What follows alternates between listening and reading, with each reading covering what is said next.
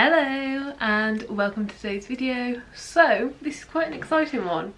This is all of the books that I've purchased so far in 2022. Which yeah, I'm very happy with all of these purchases. There are, I guess, a few things to mention first. So if I move these back out of the way. So one of my 2022 goals was that I was only allowed to buy one book for every 3 books that I read. And bear in mind, this is over the entirety of 2022, so it's not the end of the world, but it's not quite been stuck to. I've read 26 books so far this year at the time of like filming this, which I'm pretty sure this will be out within the next week. So yeah, probably still around that number, which means if I'm only buying one for every 3, that means I've been allowed to buy 8.6 books. And I've brought 17. But I don't think it's the end of the world, because I actually haven't brought a book in a couple of weeks now, and there aren't really any on my radar for this next coming month, so I think overall it's going to even itself out, and hopefully by the end of 2022 I will have achieved that goal. I'm just not being super strict on it right now. Like, I'm really excited about all of these books and I want to stay excited about those, so yeah, I guess we should just get into it. I'm actually doing this in order of when I've got the books, so starting with the ones I got like the first few days of January, ending with the ones that I've got most recently. I'll tell you as much as I can about them. A lot of them are second hand, so I'll tell you the amazing prices that I managed to get them for, and I know the actual synopsis for quite a few of these books, so yeah, we'll just get into it. So the first book that I picked up this year was The Tempest. This is a really cute little version of it, and obviously The Tempest is a play by William Shakespeare. I actually did this in year 9 English and have not touched it or looked at it since. Year 9 English for me was 13 years ago, something like that, so it's been a time, so I can't remember exactly what's gonna go on. But essentially The Tempest is, there's a big ship, and the big ship is in a storm and ends up stranded on an island, and there's creatures and people and stuff going on, and there's a lot of dynamics. But honestly, that is pretty much all I can remember, which is crazy because this was a big thing that I studied. But honestly, yeah, like, it's gone, it's out of my mind, I can't really remember it. So yeah, this is the first book that I purchased in 2022, and I purchased this for £1.95, so I think that's a real bargain. And this one also has an introduction and a glossary as well. Then next up, I picked up Heroes of Olympus, The Blood of Olympus. So this is, I think it's book 4 or 5 in the Heroes of Olympus series, book 5. And so I now have all but one of these books that I've managed to just find in different charity shops. And yeah, so Heroes of Olympus is the follow-on series to the Percy Jackson and the Olympians series. Yeah, I'm pretty sure that's what it's called. So Percy Jackson and the Olympians just follows Percy Jackson and the adventures and gets us set up into this world of demigods and half-bloods and all that sort of stuff. And honestly, I have no idea what this specific book is about, but I know that the Heroes of Olympus series is a follow-on from that. And I think maybe one of the books just follows Percy, but each of the books follows a different half-blood, and we get different adventures with different people. So yeah, I'm really excited about this one, but unfortunately that's all I can really say, especially now that I know it's book 5 in a series, because I really don't want to read the back and spoil myself. Then I found this absolutely gorgeous copy of Anne of Green Gables, and this is just so cute. I couldn't help but pick it up, and it looks really cute from the side as well. Like, this is the spine of it. So yeah, Anne of Green Gables, I don't know a lot about it. I know it's a like children's book. It's like classic children's book, and this is actually the Reader's Digest version, it says in the front of it. It's the complete text, which was first published in 1908, and it's really pretty. There's added, well, I don't know if they are added, but in this version we get a lot of imagery as well, which I don't know if that was even the original, but yeah, it's just really pretty. I really like the look of it. All I really know is that it's a kids book, and I think it's actually a series, I'm pretty sure. I've seen other people on YouTube read it before, and yeah, I'm excited about it. I think you can just read this book as a standalone, so that's what I plan on doing. But yeah, this was a gorgeous version. It was £2, so I just couldn't resist. I don't know that much about it, but for £2 I couldn't say no. Then we have Small Steps. This is a follow-on book to Holes. Holes was a really interesting book. I reread it last year, and it's actually had a movie adaptation, so if you haven't read the book, chances are you've probably seen the movie, and it was great. And without saying too much about this book, because I don't know if it'd give away any spoilers, this is a follow-on book about one of the side characters that we meet in Holes. So I don't want to say who, because I don't want to spoil it, and like, you know, like things go on in book one where there is a lot of uncertainty about what's going to happen. But yeah, this is a follow-on book where one of the characters from book one is heading back home and has a list of goals that they want to complete, and we're just going to follow that through and see where it takes us. So yeah, really excited about this one. I actually brought this in a 3-pack of books. I can't remember the price. I think they were about £1, maybe £2, something like that. A lot less. Holes was in this, but I already had Holes, so that's like gone back. But it was the price for the 3. So then in that same pack, there's also from the same author, from Lewis Satcher, The Card Turner. This is not related to that world at all that I know of. It's just another book by the author, and I already know that I enjoy the writing style, so I thought I'd give it a go at some point as well. So I'm just going to read the back for this one, because like I picked this up for this, but I figured I'd give it a go. The summer is looking bleak for Alton Richards. His girlfriend has dumped him to go out with his best friend. He has no money and no job, and then his parents insist that he drives Uncle Lester to his bridge tournaments 4 times a week. Uncle Lester is old, blind, very sick, and very rich, which is why his parents are desperate for Alton to worm his way into his good books, but they're in competition with other distant relatives. Not expecting much from the outings, Alton soon finds himself getting to know a lot about his uncle, his family's history, and pretty Tony Castaneda, another contender for Uncle Lester's inheritance. Sounds like fun. So then I actually picked this one up new. This is Yoke by Mary H.K. Choi, and I've just heard so many amazing things about this, especially last year. I'm not sure if it came out last year or if there were just a lot of people reading it. When did this come out? It came out in 2021, so that explains why I saw so many people raving about it last year, and the whole premise just really intrigued me. All I know about this is what's written on the back. I've really stayed away from spoilers, so I'm just going to read what's on the back. But also, I really like the cover. Like, obviously yolk, like egg yolks, this is kind of like yolky.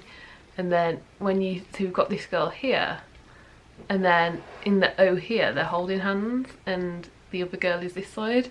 I have seen like hardback versions where it's sprayed on the edges as well, but I was like, no, Heather, be sensible. You prefer paperbacks, you prefer reading paperbacks, you don't need it for the pretty stenciled edges. So we went with this one. But yeah, Jane and June are nothing alike. June's 3 years older, a classic firstborn, know-it-all narc with a problematic finance job and an equally soulless apartment, according to Jane. Jane is an emotionally stunted, self-obsessed basket case who lives in a squalor, has egregious taste in men, and needs to get to class and stop wasting mom and dad's money, if you ask June. Once thick as thieves, these sisters who moved from Seoul to San Antonio to New York together now don't want anything to do with each other.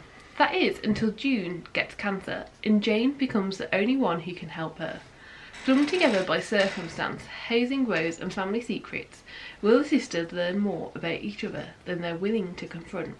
And what if, while helping June, Jane has to face the fact that maybe she's sick too? I just think that sounds so amazing. From everything I've heard, it's going to be very like powerful and emotional writing, and I just think it's going to be a great read. So yeah, I plan on reading it.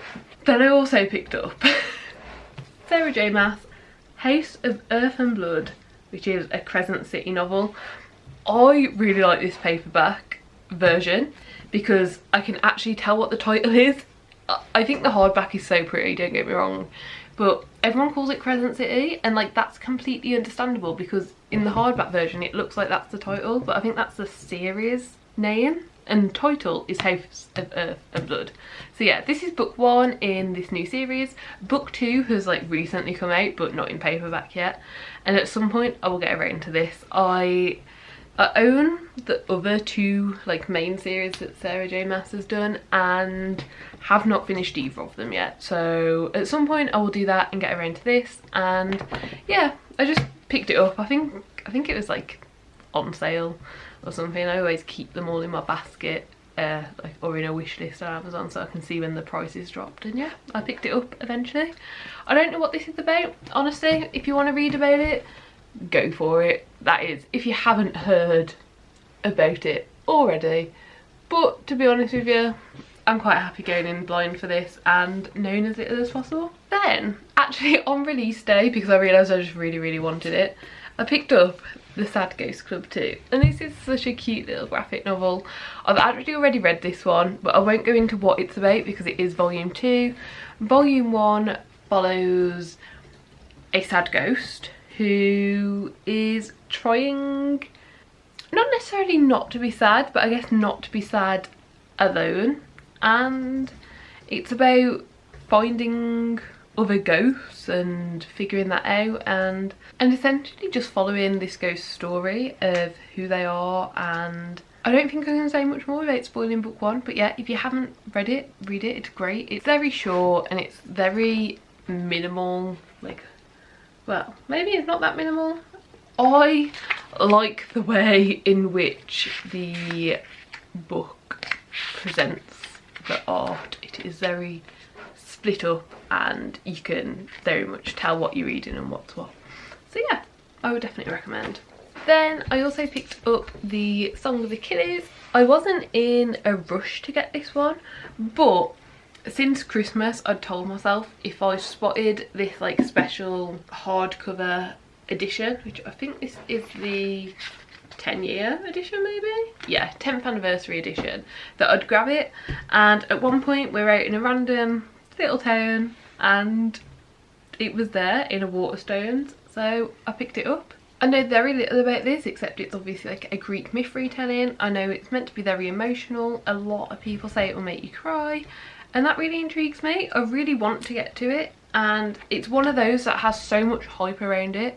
The fact I don't know anything about it and haven't been spoilt for anything, I'm not looking into it at all. I'm not reading anything. If there was a synopsis on the back I would probably read it, but there isn't, so I'm not. And yeah, this is an absolutely gorgeous edition and I can't wait to get to it very soon. Then for a TBR prompt that I didn't end up completing, was the prompt from my TBR game was an author with the same initials, so I went for Harper Lee, To Kill a Mockingbird. I haven't read it yet. I did really want to read it, I just didn't get around to it in time. Basically with this one it says, meet Scout, the narrator of this book. Her story is one of deep, safe summers, fights at school and playing in the street, the spooky house of her mysterious neighbour, B. Radley, Sag's dark and forbidding nearby. Her brother, Jem, and her friend, Dill, want to make Boo come outside. Her story is about justice when Scout's father, a lawyer, agrees to defend a black man against an accusation by a white girl who must battle the prejudice of the whole town. It's about imagination, not just the kind you need for childhood games, because you never really know a man until you stand in his shoes and walk around in them. But yeah, I'm excited to read this. It's a classic. I'm sure I'll get around to it at some point. But yeah, I think I got this for like a couple of £2 from an online secondhand store, and yeah. Then I picked up Letters to a Young Poet. As you can see, I'm halfway through this one. Well, more like a quarter of the way through. But it's only a very short little book, and this is about the poet Rilke's lyrical and life-changing advice to an aspiring young writer is among the most inspiring expressions of useful creativity there has ever been. That's that. Like, it literally just a load of letters, and it's great and it's full of knowledge, but it's also very interesting because we are only seeing the letters that this young poet received. We aren't seeing the letters that were sent, so we've just seen like replies to stuff. And yeah, it's really great, it's really interesting, and I'm really enjoying it. I'm only a little bit of the way through, but I would definitely say pick it up. It's a really fun book. Then I also picked up Loveless by Alice Oseman. I don't know a great deal about what this one in particular is about, but it's the only book on Alice Oseman's like backlist that I didn't own, and there's this one and one other that I haven't read yet, so I wanted to have it so when I'm ready to have that sort of a reading week I can. So yeah, I guess we just read the back of it. Georgia has never been in love, never kissed anyone, never even had a crush, but as a fanfic obsessed romantic, she's sure she'll find her person one day.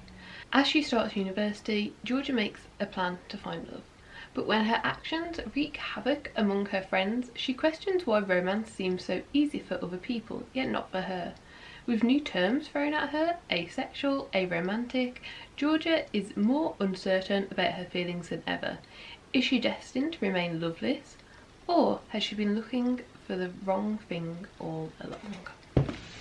It sounds great. I've really enjoyed pretty much all of Alice Oseman's books that I've read, so yeah. I mean, the lowest rating I think one has got from me is 3 stars, and the rest of them were all 4 or 5, so yeah, really excited to get to this one, and I know I'll at least like the writing style, and hopefully I'll enjoy the book as well. Then I'm going to do the next 4 together because I don't know a great deal about any of them, and they're all from the same author. These are these 4 Agatha Christie books, like old style, old edition, that I found in a charity shop. They were 50p each, which just seems so amazing. So I got Elephants Can Remember, A Pocket Full of Rye, They Do It With Mirrors, and 7 Dials Mystery. So yeah, I managed to find all 4 of these in a charity shop. I really love these old covers that there used to be for Agatha Christie books, and I thought I'd pick them up. I have not actually read Agatha Christie before. I do own one of the books, and I know that there is a very interesting and like correct way to read them. Like, not necessarily correct, but like chronologically correct. So yeah, maybe I'll look into that more, maybe not, I don't know, but I'm excited to get to these at some point. I just couldn't resist these covers, honestly, especially this one, this A Pocket Full of Rye.